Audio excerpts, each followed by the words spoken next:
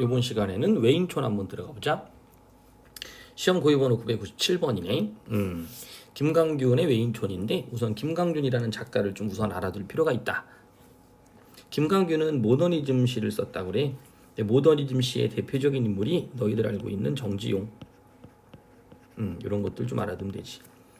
영상을 지금 찍고 있는 게 2022년인데 이번에도 지조코 같은 경우에는 배우지 않은 현대시 작품이 3개 정도 그게 제시문으로 출제가 됐어. 선택지로 나온 것도 아니고 그때 정지용의 시도 첨가돼 있었어.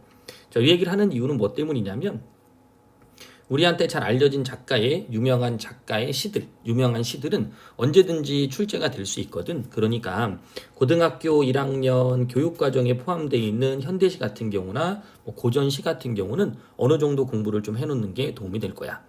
자, 그래서 정지용이나 김강균 이런 인물들은 우리가 꼭 알아둬야 되는 인물이겠죠. 김강균의 시 중에 유명한 게 와사등 같은 시들이 있는데 근데 지금 이 시 외인촌 같은 경우는 많이 알려지진 않았어. 교육과정 안에서는.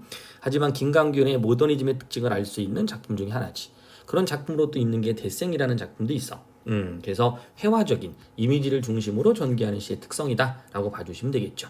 자, 우선은 그럼 이제 작가에 대한 어떤 간략한 우리가 공부를 하게 되는 이유에 대한 설명을 좀 했는데 김강균의 시는 주지주의 시라고 해. 됐지? 모더니즘 계통의 시고요. 1930년대 김강균의 주지주의와 다르게 김영랑이라는 시, 이 시인도 굉장히 중요하지. 시문학파, 그래서 순수시를 썼어. 1920년대 경향파에서 시문학파로 바뀌게 되는. 원래는 이런 어떤 문학사라는 게 옛날에는 중학교 3학년 때 첨가가 돼 있었거든. 그래서 이제 암기하는 형태. 이런 부분들을 이야기했는데 이 암기라는 부분들을 제외하다 보니까 학생들이 문학을 감상하는 거에 초점 맞추다 보니 이런 부분들이 빠지긴 했는데 그러다 보니까 작품을 좀 더 깊이 있게 감상하는 어떤 모습들은 좀 많이 없어진 것 같아. 그래서 시문학파 주지주의라는 개념을 이 단어를 아는 게 중요하진 않지만 시문학파의 특성이나 주지주의의 특성을 알고 시를 보게 되면 더 많은 도움이 되겠지. 그래서 이런 부분들을 우리가 설명을 했을 때 그 영상을 꼭 시청해 주시고요. 이런 부분들을 그냥 단순하게 그냥 단순한 암기 이렇게 가지 말고 다른 문학 작품들을 해석하는데 도움이 되는 어떤 도구로 활용할 수 있게끔 해주면 좋을 것 같아. 자, 어쨌든 김강균 주지주의, 김영랑 시문학파, 그다음 경향파, 모더니즘 이런 단어들 찾아서 노트 정리 한번 해주시면 좋을 것 같아요. 요게 숙제겠지. 이해 갔죠? 톡으로 보내주시면 돼요. 자, 외인촌의 뜻은 도시 변두리로 밀려난 외인의 촌락이라는 의미래요. 됐죠? 외인촌. 이게 당시 어떤 상황, 시대 상황 또는 김강균이라는 작가가 바라본 외부 세계, 객관적인 세계겠지? 그 객관적인 세계를 어떻게 내면화시키고 있는지라는 걸 봐야 되는데 그 내면적인 것들이 어떻게 나타난다고요? 그렇지, 회화적, 이미지를 중심으로 나타난다 이런 뜻이야. 자, 그럼 시를 읽어가면서 문맥의 덩어리들 정보 처리해가면서 읽읍시다. 읽기의 기본은 동일해. 정보가 끝나는 부분, 다시 말하면 생각의 단위들로 나눠주는 걸 정확하게 인식해 주시고 생각의 단위를 나누기 위해서는 그렇죠, 각 문장의 주어, 서술어 또는 목적어, 부사어들 또는 종속 관계, 됐죠? 암기 많은 문장의 관계들을 정확하게 이해해 줘야 되겠지. 단순하게 그냥 읽는 게 아니야. 자, 가보자. 이미지를 긍정 부정 나누는 것도 괜찮은데요. 우리는 그거에 초점 맞추지 말자고 그랬다. 왜? 지금 여러분들이 지금 공부하고 있는 단계는 레벨 1 단계. 됐지? 있는 그대로 모든 작품들을 다 완벽하게 섭렵하자. 이런 뜻이야. 그 이후에 그런 이론들이 좀 잡혔을 때 그 다음에 여러분들이 근거를 가지고 감상을 좀 깊이 있게 또는 창의적으로, 주체적으로 감상을 해주면 되겠죠. 자, 있는 그대로 한번 가봅시다. 하이한 모색 속에 어떤 상황인 것 같아. 모색 속에 배경, 그죠? 모색 속에 피어있는 산엽촌의, 자, 모색 속에 피어있다. 됐죠? 산엽촌인데 이 촌이라는 걸 보면 어떤 의미일 것 같아? 한번 잠깐만 내려가 볼까? 산엽촌은 산골짜기 마을이지? 그런데 앞에 부분에 이렇게 표현돼 있어. 모색 속에 피어있다. 됐죠? 피어있는 산엽촌이 고독한 그림 속으로. 자, 그러면 피어있다라는 건 이미지화 시켜놓은 거죠. 모색할 때 이 모자는 굉장히 중요한 단어라고 그랬었어. 기억나? 자, 밑으로 잠깐 내려가 볼게. 날이 저물어가는 어스레한 빛이다. 그럼 이 단어를 딱 찾으면 저물모자라고 나올 거야. 저물모. 알겠지? 그러면 만약에 모운이 지나간다. 구름이란 뜻이겠지. 그러면 저녁 구름 이런 뜻일 겁니다. 자, 그래서 이런 부분들이 시간적 배경을 암시해 주는 거고요. 그런데 하얀 저물어가는 색깔이다. 그죠? 그 속에 피어있는 산엽촌의 고독한 그림. 그래서 이때 안개가 가득한 저녁 무렵이라는 뜻입니다. 그래서 어둠이 완전히 찾아들지 않은 그런 상태를 나타낸 거고요. 그때 산엽촌이라는 공간이 눈에 들어온 거지. 자, 그런데 그 산엽촌에 뭐라고? 고독한 그림 속으로, 됐죠? 고독한 그림 속으로 파란 역등을 다른 마차가, 여기 주어네, 그 마차가 한 대 잠기어 가고 있다. 자, 잠기어 간다는 건 사라진다는 의미 아닐까, 그죠? 그 마차가 멀어지는 모습을 나타낸 것 같아. 그러면 이미지 상상해봐. 모던 이미지들은 이미지를 머릿속에 떠올려줘야 돼. 앞에 장면으로. 그러면 안개가 자욱하게 막 끼어 있고요. 됐죠? 그다음 여기는 산엽촌이야. 뭐 어떻게 그려야 될지 모르겠지만 산엽촌이야. 거기에 마차 한 대가 착착착착착착 지나가고 있는 모습이야. 잠기어 가고 있다. 그럼 잠기어 간다도 그렇죠. 멀어져 가는 모습. 멀리 떠나간다. 고독한 이미지. 그래서 애상감을 유발하는 거죠. 시각화시키고 있는 겁니다. 됐지? 바다를 향한 산마루길에 바다를 향한 산마루길이 있지. 그 길에 우두커니 서 있는 요때 우두커니는 어떤 이미지랑 연결될까? 그렇지. 고독한 이미지하고 연결될 수 있겠지. 우두커니 서 있는 전신주 위에. 자, 그런데 여기 보면 동경 그리움 요거 있죠? 바다를 향한다고 그랬으니까 뭔가를 지향하는 거야. 됐죠? 우두커니 서 있는 전신주. 그럼 바다를 향한 산마루길. 그럼 산마루길이 바다로 쭉 펼쳐져 있고 이 바다는 보통 동경과 그리움. 우리 가끔 보다 보면 만화 영화, 여러분들 요즘 만화 영화는 뭐 로봇 이런 것만 나오지만 우리 만화 영화 같은 경우는 거의 뭐 5시 정도 나왔나 TV에? 그러면 거기 보물섬 같은 거. 그러니까 모험을 꿈꾸고 아이가 아버님이 없는데 엄마랑 살고 있어. 그러면서 저 산호에 올라가서 저 너른 바다를 보고 저 바다 밖으로 나도 한번 가고 싶다. 됐지? 뭐 이런 생각을 하면서 꿈을 꾸던 그런 바다야 이런 게.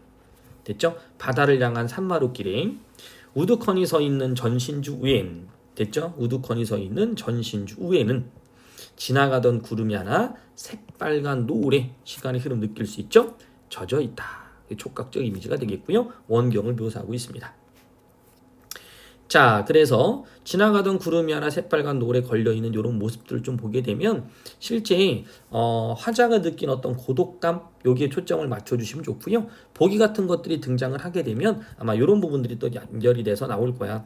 동경에 대한 이미지라든지 또는 지나가던 구름이 하나 새빨간 노을에 젖어 있는데 이게 자아의 모습과 연결되어 있는, 알겠지? 그런 것들 한번 생각해 보면 좋겠죠. 또는 여기 인간의 고독한 모습을 연상한다. 됐죠? 바다를 향한 산마루길에 우두커니 혼자서 서 있는 전신주. 이런 것들이 고독함. 이미지들이 연결되겠죠. 자, 그 다음 바람에 불리우는 작은 집들이 창을 내리고 바람에 불리우는 작은 집들이야. 그 집들이 창을 막 내리고 있어요. 갈대밭에 묻힌 돌다리 아래선 작은 시내가, 그죠? 집들이 창을 내리고 있고요. 갈대밭이 묻힌 돌다리 아래에 작은 시내가, 됐죠? 물방울을 굴리고 있대요. 자, 그럼 여기서도 어쨌든 대상들이 눈에 보이긴 하지. 작은 집들, 그 다음에 돌다리가 있고요. 그 아래 작은 시내가 있는데 물방울을 굴리고 있대요. 자, 소리가 막 난다라는 어떤 개념들을 준 것이 아니라 물방울을 굴린다 그러면 시내가 요거를 굴리고 있는 거죠. 됐죠? 그러니까 뭔가 소리가 나진 않지만 그 물이 이렇게 흘러가는 모습들을 나타내주고 있는 거야. 그런 것들이 적막한 모습. 이걸 부각해주고 있다라고 보시면 되겠지. 자, 창을 내리고 이런 것들이 하강적 이미지고요. 안개 자욱한 화원지 벤치 위엔 좀 더 이제 근경으로 다가가는 거 보이죠? 멀리 쳐다봤다가 작은 집들, 그 다음 작은 시내, 그러면서 이제 화원지. 됐죠? 벤치 위에, 벤치까지 왔네. 벤치 위에는 한낮의 소녀들이 남기고 간 가벼운 웃음. 그러니까 그때는 뭔가 활기찬 그런 모습이었을 것 같아. 가벼운 웃음과 시드른 꽃다발이 흩어져 있다. 자, 그런데 자, 남기고 떠나간 거야. 됐죠? 그것이 떠나가고 가벼운 웃음과 시드른 꽃다발이 흩어져 있죠. 그러니까 뭐야? 이 생동감을 부여하던 대상들은 사라지고 그 사라진 자취만 남아있다. 뭐 이 얘기네. 그래서 허무함과 공허함 이런 것들 드러낼 수 있겠죠. 가벼운 웃음은 청각을 그렇지 시각화시켰다. 됐니? 웃음이 가볍다. 그게 흩어져 있다. 이렇게 된 거니까. 그래서 웃음이라는 이런 이미지들이 가볍다라고 그래서 구체화를 시켜놓고 됐죠? 그것을 다시 흩어져 있다라고 시각화 시켜놨지. 됐죠? 그래서 웃음은 무게를 잴 수가 없잖아. 그래서 이런 걸 물량화 시켰다고 그래서 구체화가 됐다고 하는 거고요. 됐죠? 그 다음 시각화 시켰다. 외인의 묘지에 어두운 숲을 뒤엔 어두운 숲이 또 있고요. 그 뒤에는 밤새도록 가늘한 별빛이 내리고 있고요. 공백한 하늘에 뭔가 비어있는 공백한 하늘에 그죠? 걸려있는 촌락의 시계가 여인 손길을 저 열시를 가리킨다. 여인 손길 열시를 가리킨다는 얘기는 이게 그렇지 시침 분침을 나타내는 거죠. 가리키면 날카로운 고탑같이 언덕 위에 솟아있는 퇴색한 선교당의 지붕 위에 그러니까 전체적으로 이미지는 다 어때요? 뭔가 쓸쓸하고 애상감이 느껴지고 우수가 느껴지고 이런 비애가 느껴지는 분위기지. 지붕 위에 분수처럼 흩어지는 푸른 종소리가 있다. 분수라는 건 팍 솟는 거 아니야. 됐죠? 근데 그 종소리가 나는 거지. 그래서 맨 마지막에는 아침이 오는 뭐 그런 느낌처럼 뭔가 좀 시작에 이미지를 알리는 걸로 마무리가 됐다. 라고 해서 맨 마지막에는 확산 이런 식의 표현을 사용하게 된 거고요.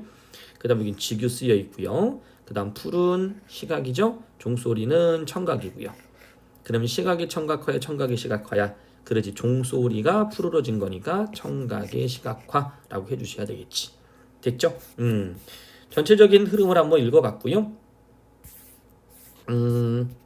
뭐 이해와 감상 뭐 따로 나와 있는 건 없네. 그죠? 문제 한번 쭉 풀어보시고 주된 정서 이거만 한번 봅시다. 주된 정서만 한번 읽으면서 정리를 한번 해보자. 여러분들이 시를 읽고 나서 그냥 시에서 나는 그냥 비애를 찾을래 이렇게만 하지 말고요. 그냥 비애 예상감 해놓고 이 비애를 찾으려고 노력하지 말고 그냥 시를 읽으세요. 읽고 제일 중요한 건 이 시 우리가 읽었던 시에 상황과 비슷한 것이 있는지 찾고요. 그 상황에 따른 어떤 정서들이 나오죠. 그 매칭 시켜주면 제일 좋아. 왜냐하면 정서를 찾으라고 했으니까. 하지만 그게 나오지 않을 때는 행동을 찾는 거야. 태도. 됐죠? 그것도 같이 연결시켜서 찾아주시면 이렇게 세 가지를 세팅해놔야 여러분들 놓치는 게 아마 없을 겁니다. 자, 그럼 하나원의 파랑새 한번 들어가 볼게. 나는 죽어서 파랑새 되어. 자, 죽어서 뭐가 되겠다? 그렇지, 파랑새가 돼서 푸른 하늘 푸른 들 날아다니며. 됐죠? 그러면 내가 죽어서 뭐 하겠다? 날아다니고 싶다. 그럼 뭔가 자유에 대한 이야기 같은데 푸른 노래 푸른 울음 물어 잠깐 푸른 노래까지는 내가 죽어서 뭔가 자유를 느끼는 건 맞는데 푸른 울음을 그죠? 푸른 울음도 청각의 시각화네. 울어 예으리. 그걸 울겠다라는 건 뭐야? 그렇지. 뭔가 한이라는 게 존재하는데 그지? 파랑새가 돼서 그런 것들 다 풀고 자유롭게 날아가고 싶다라는 이야기를 하는 것 같아요. 그죠? 하나훈이라는 작가를 한번 찾아보세요. 뭔가 특별한 게 있습니다. 됐죠? 이것도 숙제인 거 알아두세요. 어린 시절에 불던 풀피리 소리 요 제목 고향이에요. 고향. 고향. 그럼 뭐겠어요? 그렇죠. 향수 같은 거 뭐 이런 거 나올 겁니다. 어린 시절에 불던 풀피리 소리가 안 났다. 그럼 어린 시절에 불던 풀피리 소리. 이건 고향의 이미지겠죠? 그죠? 근데 그런 소리가 나지 않는다. 그래서 상실감. 메마른 입술에 쓰디쓰다. 고향의 그리워 돌아와도 그리던 하늘만이도 푸르구나. 그리워하던 하늘만이도 푸르다. 상실감 맞네요. 그죠? 자, 그다음 기촉도 총나라로 돌아가겠다 뭐 이런 뜻입니다. 새 접동새예요. 접동새도 한번 찾아보세요. 기촉도 접동새와 관련된 설화. 이 기촉도라는 단어 자체는 원래는 이제 중국에서 나온 거고요. 그죠? 그다음 이제 접동새, 뭐 소쩍새 뭐 이런 것들을 다 찾아보세요. 소쩍새는 소쩍 이렇게 운다고 그래요. 소쩍새. 접동 이렇게 우는 거고요. 됐나요? 기촉도는 모르겠어요. 중국새라. 그죠? 중국에 이름 붙인 거예요. 기촉. 총나라로 다시 돌아가겠다. 자, 한번 읽어봅시다. 신이나 삼아줄 걸 슬픈 사연에 오로리 아로새긴 육날 메투리. 신이나 삼아줄 걸 요게 포인트 같죠? 그죠? 우르레 아로색이 육날 메뚜리 뭔지 모르겠습니다. 육날 메뚜리죠. 원래 신발이에요. 나는 모르는 건 아니고 아는데 여러분들 모르니까. 은장도 푸른 날로 인양 베어서 부질없이 머리털 그러니까 뭔가를 엮어주겠다. 엮어드릴 걸, 기죠. 삼아줄 걸, 아 그때 할 걸, 뭐야 이거? 그렇지. 후회. 좀 어려운 말로는 회한. 됐습니까? 요 회자도 한번 사전 찾아봐요. 생각 또는 뭐 한 이런 게 같이 포함되어 있는 한자는 달라요. 자, 그다음 아주 오랜 세월이 흐른 뒤에 힘없는 책갈피는 이 종이라. 제목 질투는 나의 힘. 아주 오랜 세월이 흐른 뒤에 힘없는 책갈피는 이 종이를. 잠깐만. 오랜 세월이 흐른 뒤에 힘없는 책갈피는 뭔가를 딱 꽂아 놓는 거잖아요. 그러니까 만약에 책이 이렇게 있다면 책갈피를 딱 꽂는 순간 요거는 정지가 돼요. 그죠? 여러분들 책갈피 꽂아 놓는 이유 여러 가지 있지 않아요? 우선은 요 부분을 다 읽다가 여기. 그다음 또 하나는 기억하고 싶은 것도 딱 꽂아 놓죠. 그죠? 그것만큼은 나의 어떤 생각에 딱 머무르는 그런 곳인데, 힘없는 책갈피라는 게 바로 뭐겠어요? 오랜 세월이 흐른 뒤에, 그렇죠? 시간이라는 개념 속에 딱 꽂혀있던 책갈피입니다. 그죠? 특정 시간을 말하는 거겠네요. 이 종이를 떨어뜨리리. 그때 내 마음은 그때는 언제겠어요? 그렇죠. 오랜 세월이 흐른 뒤. 그러니까 책갈피를 딱 어떤 시간이 있습니다. 그 시간이 막 흘러갈 거예요. 오랜 시간이 딱 흐른 뒤에 책갈피가 딱 떨어집니다. 그 떨어지는 책갈피는 뭡니까? 그렇죠. 요 시간을 말하는 거예요. 그때. 그러니까 이 그때는 여기겠죠. 내 마음은 너무나 많은 공장을 세웠으니 어리석게도 그토록 기록할 것이 많아. 성찰하는 거네요. 그죠? 자기의 삶을. 그럼 어떻게 살았다는 거죠? 너무나 많은 공장을 세웠다.